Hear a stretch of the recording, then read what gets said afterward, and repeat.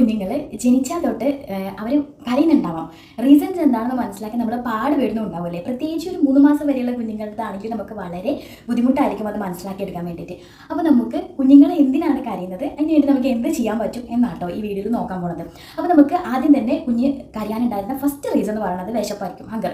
അവർക്ക് വിശക്കുന്നതുകൊണ്ടാണ് അവർ കൂടുതലും കരയുന്നുണ്ടാവാം. അത് മനസ്സിലാക്കാൻ നമ്മൾക്ക് പറ്റണമെന്നില്ല. നമ്മൾ എന്തൊക്കെയോ ഫീൽ ചെയ്യും, അയ്യോ കുഞ്ഞെന്തെങ്കിലും കരയുന്നതെന്ന് ഓർത്തിട്ടുള്ളത്. അപ്പോൾ കുഞ്ഞിന് ചിലപ്പോൾ ഇപ്പോൾ ഫീഡ് ചെയ്തിട്ടേ ഉള്ളൂ, ചിലപ്പോൾ അമ്മമാർ വന്നിട്ട് വഴക്കൊരു എന്താടി കുട്ടിക്ക് പാൽ കൊടുക്കണി എന്നൊക്കെ പറഞ്ഞിട്ട്. അപ്പോൾ നമ്മളൊരു ഇപ്പോൾ ഫീഡ് ചെയ്തിട്ടേ ഉള്ളൂ. അപ്പം അതിനുള്ള മെയിൻ റീസൺ എന്ന് പറയുന്നത് ഒരു കുഞ്ഞിന് ആദ്യം നമുക്ക് പാല് കിട്ടണം എന്നില്ല. ചെറിയ കുഞ്ഞാണ്, ചെറിയ ന്യൂ ബോൺ ബേബി ആണെങ്കിൽ ആ വിചാരിച്ച അത്രയും പാല് കിട്ടുന്നുണ്ടാവില്ല, അമ്മയ്ക്ക് ഉണ്ടാവണം എന്നില്ല. ചില ആൾക്കാർക്ക് കുറച്ച് ദിവസങ്ങളെടുക്കും നന്നായിട്ട് പാലുണ്ടായി വരാൻ വേണ്ടിയിട്ട്. അതൊരു റീസൺ, കാരണം അവർക്ക് അറിയാം. അതേപോലെ തന്നെ നമ്മൾ ഈ കൊടുക്കുന്ന പാല് അവർ കുടിക്കുന്നുണ്ടാവാം, അവർ ആവശ്യത്തിന് കുടിച്ച് നമ്മൾ സ്റ്റോപ്പ് ചെയ്യുന്നുണ്ടാവും. ശരിക്കും പറഞ്ഞാൽ കുഞ്ഞുങ്ങൾക്ക് ഒരു 20 മിനിറ്റെങ്കിലും ഫീഡ് ചെയ്യണം എന്നാണ് പറയുന്നത്.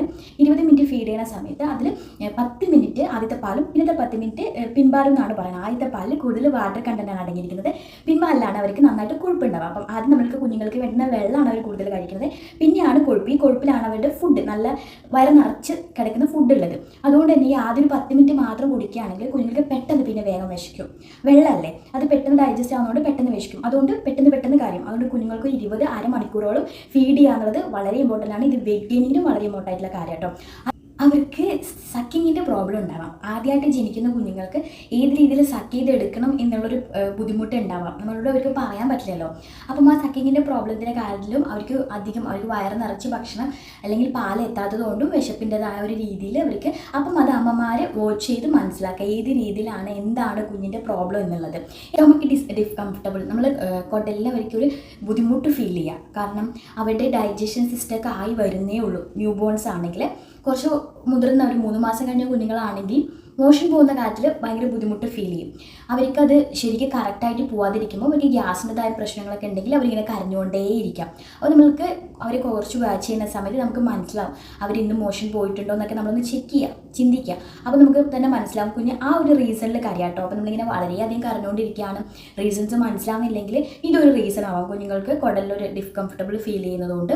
അപ്പോൾ നമ്മൾ അതേപോലെ തന്നെ അവർക്ക് നമുക്ക് പൊടിപ്പാലൊക്കെ കൊടുക്കുന്ന ആൾക്കാരുണ്ടാവില്ലേ, ഫോർമുല മിൽക്ക് കൊടുക്കുന്ന ആൾക്കാരാണെങ്കിൽ കുഞ്ഞുങ്ങൾക്ക് ഈ ഒരു പ്രോബ്ലം, ഡൈജഷൻ്റെ ബുദ്ധിമുട്ട് വളരെയധികം കണ്ടുവരുന്നുണ്ട്. അപ്പോൾ നിങ്ങൾ കുഞ്ഞുങ്ങൾക്ക് അങ്ങനെ പൊടിപ്പാലൊക്കെയാണ് കൊടുക്കുന്നതെങ്കിൽ നന്നായിട്ട് ശ്രദ്ധിക്കുക. അവർ ഈ ഒരു റീസണിൽ അവരുടെ വയറിനൊരു ഡിസ്കംഫർട്ടബിൾ ഫീൽ ചെയ്യുന്നതിൻ്റെ പേരിൽ അവർ റെഗുലറായിട്ട് ഇങ്ങനെ കരഞ്ഞുകൊണ്ടിരിക്കും കേട്ടോ. പൊതുവേ ന്യൂ ബോൺസ് ബേബീസ് ആയാലും കുറച്ച് മുതിർന്ന കുട്ടികളാണെങ്കിലും നമ്മൾ അവർ പൊതിഞ്ഞൊക്കെ കിടത്തിയിട്ടുണ്ടാവും. അപ്പം അവർ യൂറിനൊക്കെ പാസ് ചെയ്തിട്ടുണ്ടെങ്കിൽ, ചിലപ്പോൾ മോഷനൊക്കെ പാസ് ചെയ്തിട്ടുണ്ടെങ്കിൽ, ഡൈപ്പർ ഡിസ്കംഫർട്ടബിൾ ഉണ്ടെങ്കിൽ, അങ്ങനെ ഒരു ഫീൽ അവർക്ക് തോന്നുന്നുണ്ടെങ്കിൽ അവരിങ്ങനെ കരഞ്ഞുകൊണ്ടേയിരിക്കും. അപ്പോൾ നമ്മളത് ചെക്ക് ചെയ്യുക. അവർ പ്രത്യേകിച്ചും ഈ ഒരു പ്രായത്തിൽ കുഞ്ഞുങ്ങൾ ത്രൂ ഔട്ട് ഉറങ്ങിക്കൊണ്ടായിരിക്കും. അപ്പോൾ നമ്മൾ ഡിസ്റ്റർബ് ചെയ്യേണ്ടെന്ന് വെച്ചിട്ട് നോക്കാതിരിക്കുമ്പോഴായിരിക്കും അവർ പിന്നെയും ഇങ്ങനെ കരഞ്ഞുകൊണ്ടിരിക്കാം. അപ്പം അങ്ങനെ ഒരു പ്രശ്നം ഉണ്ടോ എന്ന് നോക്കുക, നനവൊക്കെ ഉണ്ടോ നോക്കുക. അങ്ങനെ ഉണ്ടെങ്കിലും അവരിങ്ങനെ റെഗുലറായിട്ട് കരഞ്ഞുകൊണ്ടിരിക്കും. പിന്നെ നമ്മൾ ഈ ഡൈപ്പേഴ്സൊക്കെ യൂസ് ചെയ്യില്ലേ, സ്നെഗീസ് അങ്ങനത്തെ കാര്യങ്ങളൊക്കെ യൂസ് ചെയ്യുന്ന സമയത്ത് കുഞ്ഞുങ്ങൾക്ക് റാഷസും കാര്യങ്ങളും.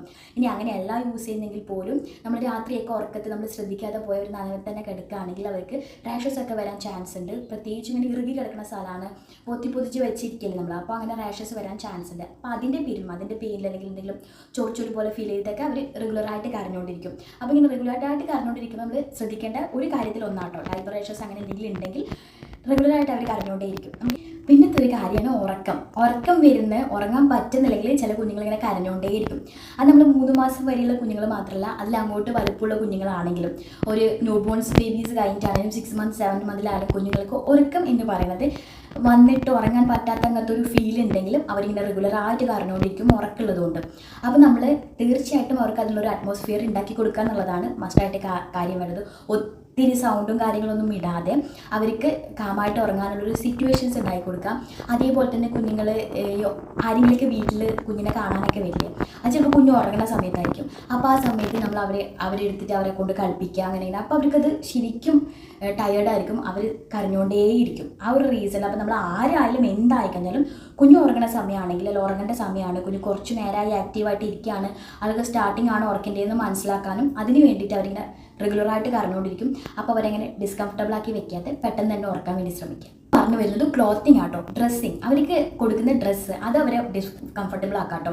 അവർക്ക് ഭയങ്കര ബുദ്ധിമുട്ട് ഫീൽ ചെയ്യിക്കാം. ഡ്രസ്സിങ് എന്ന് പറയുന്നത് നമ്മൾ കുഞ്ഞു മക്കളാണെങ്കിൽ അവരിങ്ങനെ സ്ക്വാഡ് ചെയ്ത് നമ്മളിങ്ങനെ പൊതിഞ്ഞ് വെക്കില്ലേ, അങ്ങനെ വെക്കുന്ന സമയത്തും അവർക്കത് ചില ക്ലൈമറ്റ് അനുസരിച്ച് നല്ലൊരു ചൂടൊക്കെ ഉള്ള സമയത്താണ് അങ്ങനെയൊക്കെ ചെയ്യുന്നെങ്കിൽ ചിലപ്പോൾ അവർക്കൊരു ഇറിറ്റേഷൻ ഫീൽ ചെയ്യാം. അതേപോലെ തന്നെ ഇനിയിപ്പോൾ നല്ല തണുപ്പിലൊരു സമയത്ത് ഒന്നും പൊതിയാതെയും പൊത്താതെയും കിടത്തുകയാണെങ്കിലും അതും അവർക്ക് ഒരു തണുപ്പ് ഫീൽ ചെയ്തിട്ടാണെങ്കിലും ഒരു കംഫർട്ടബിൾ ഇല്ലാത്തതുകൊണ്ട് അവർ റെഗുലറായിട്ട് ഇങ്ങനെ ഇടവിട്ട് കരഞ്ഞുകൊണ്ടേയിരിക്കാം.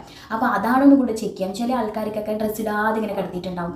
അപ്പോൾ കുട്ടി ഇങ്ങനെ കരയുന്നുണ്ടാവും, ഫിഡേ എന്ന് പറയും. പക്ഷേ ആ കുഞ്ഞിന് തണുക്കുന്നത് കൊണ്ടാണ്, ഒന്നും പൊതിച്ചു കൊടുക്കട്ടെ. അതേപോലെ ചില ആൾക്കാർ ഡോക്ടർ പറഞ്ഞിട്ടുണ്ടെങ്കിൽ പൊത്തി തന്നെ വെക്കണം എന്നുള്ളത് അത് മസ്റ്റായിട്ട് ചെയ്യേണ്ട കാര്യം കേട്ടോ. പക്ഷേ ചില നമ്മുടെ ക്ലൈമറ്റ് അനുസരിച്ചിട്ട് ഭയങ്കര ചൂടൊക്കെ ആണെങ്കിൽ നമ്മൾ റൂം AC-ക്ക് ഇട്ടിട്ട് ഒരു കൂളായിട്ട് ലെവലിലാണെങ്കിൽ ഇറ്റ്സ് ഓക്കെ. അല്ലാതെ ഭയങ്കര ഹെവി ചൂടൊക്കെ ഉള്ള ഒരു സ്ഥലത്ത് കുഞ്ഞിനെ ഇങ്ങനെ പൊതിച്ച് വെച്ച് കഴിഞ്ഞാൽ അതിന് ഭയങ്കര ഡിഫിക്കൽട്ടബിൾ ആയിരിക്കും. അതിന് ഭയങ്കര ചൂടോ എന്തെങ്കിലുമൊക്കെ ഇങ്ങനെ ഫീൽ ചെയ്തിട്ട് അതിങ്ങനെ കരഞ്ഞുകൊണ്ടിരിക്കും. അപ്പോൾ നമ്മൾ ഡ്രസ്സ് ഒരിക്കലും ഓവർ ആവാനും പാടില്ല, അണ്ടർ ആവാനും പാടില്ല.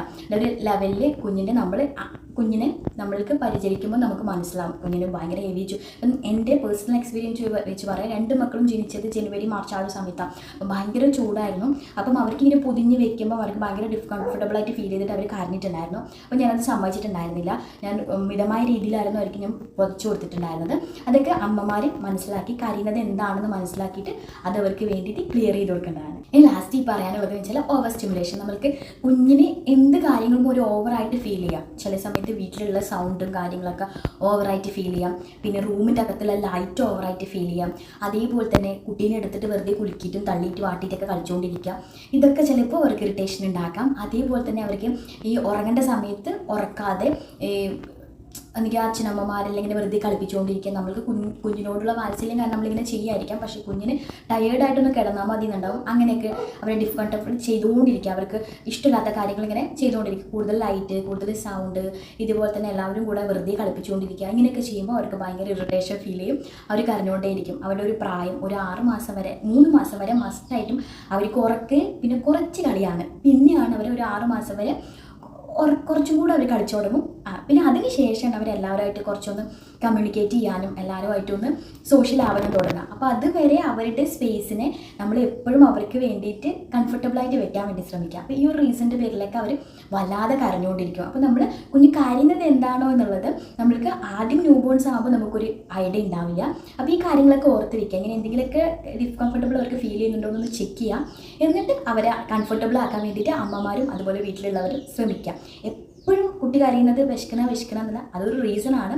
പക്ഷേ വേറെ എന്തെങ്കിലും റീസൺസ് കൂടി ഉണ്ടോ എന്ന് ചെക്ക് ചെയ്യേണ്ടതും ഒരു ഉത്തരവാദിത്തം കേട്ടോ കുട്ടികളെ നോക്കുന്ന ആൾക്കാരുടെ. കാര്യം കൂടിയുണ്ട് കേട്ടോ. നമ്മൾ കുഞ്ഞുങ്ങൾ വലുതാകൊണ്ടിരിക്കുകയാണ്. 3 മാസമൊക്കെ കഴിഞ്ഞ് അങ്ങനെ വളർന്നുകൊണ്ടിരിക്കുന്ന കുഞ്ഞുങ്ങൾക്ക് നമ്മളുടെ അറ്റൻഷന് വേണ്ടിയിട്ടും അവർ കാര്യം കേട്ടോ. അവർ നമ്മളെ അറ്റൻഷന് വേണ്ടിയിട്ട് വെറുതെ കരഞ്ഞുകൊണ്ടിരിക്കും. അവർ കിടക്കുന്നിടത്താണെങ്കിലും നമ്മളെല്ലാവരും അപ്പുറമാണെങ്കിൽ നമ്മൾ വരാൻ വേണ്ടിയിട്ട് അവർ കരഞ്ഞുകൊണ്ടേയിരിക്കും. അതേപോലെ തന്നെ നമ്മളെല്ലാവരും എന്തെങ്കിലും അവരുടെ കൂടെ തന്നെ കളിക്കാൻ വേണ്ടിയിട്ട് അവരുടെ കൂടെ തന്നെ ടൈം സ്പെൻഡ് ചെയ്യാൻ വേണ്ടിയിട്ട് അവർ നമ്മളുടെ അറ്റൻഷന് വേണ്ടിയിട്ടും കരഞ്ഞുകൊണ്ടേയിരിക്കും. അപ്പം ഇതൊക്കെയാണ് നമ്മളുടെ റീസൺ. കുഞ്ഞുങ്ങൾ ഏകദേശം ചുമ്മാ ഇങ്ങനെ കരഞ്ഞുകൊണ്ടിരിക്കുമ്പോൾ വരുന്ന റീസൺസ്. അതിൽ എന്തെങ്കിലും ഒരു റീസൺ ഉണ്ടാവും, അതായിരിക്കും അവർ കരയുന്നുണ്ടാവുക. അപ്പോൾ നിങ്ങൾക്ക് എന്തായാലും ഈ വീഡിയോ എന്തായാലും ഇൻഫോർമേറ്റീവ് ആയിട്ടുണ്ടാവും എന്ന് വിചാരിക്കുന്നു. ഇഷ്ടമായിട്ടുണ്ടെങ്കിൽ തീർച്ചയായിട്ടും ഒന്ന് ലൈക്ക് ചെയ്യാനും അതേപോലെ തന്നെ എല്ലാവരും വീഡിയോസ് കാണുന്നുണ്ട്, ആരും സബ്സ്ക്രൈബ് ചെയ്ത് വെക്കുന്നില്ല. അപ്പോൾ എല്ലാവരും ഒന്ന് സബ്സ്ക്രൈബ് ചെയ്തിട്ട് സപ്പോർട്ട് ചെയ്യുകയും കൂടെ ചെയ്യാം.